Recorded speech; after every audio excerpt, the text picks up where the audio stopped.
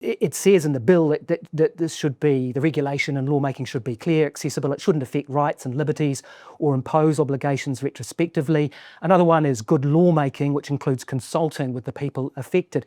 If we look at something like the pay equity changes, the $13 billion in savings there, you breached both of those, didn't you? I mean, you rammed it through under urgency, it was retrospective, and there was no consultation. So wouldn't this have completely breached that? So let me ask you this question.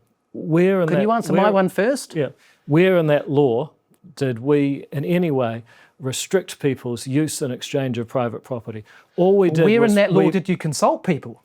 We didn't have to, because all we did was remove... But according to your own thing, Minister, your own law, your own regulatory standards. All that, but you've totally missed the point.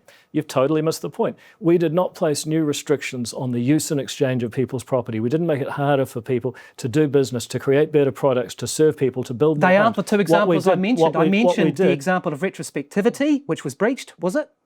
No, it was breached because it didn't matter. You know why? Because what we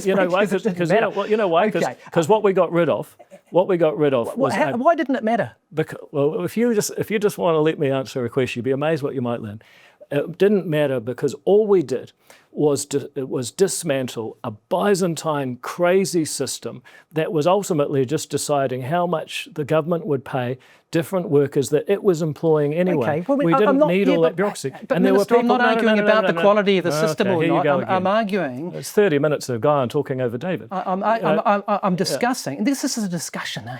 Well, yeah, I know. This is what an interview is. But I'm letting you finish, so you go, and I'll go. Okay, great. That's good. I'm not talking about whether this was a good system. I'm not going to talk about fisheries officers versus librarians. That's for another day. What I'm saying is that both on the issue of consultation and retrospectivity, both of which are key elements of your regulatory standards bill, you failed on that one. No, I don't believe we did.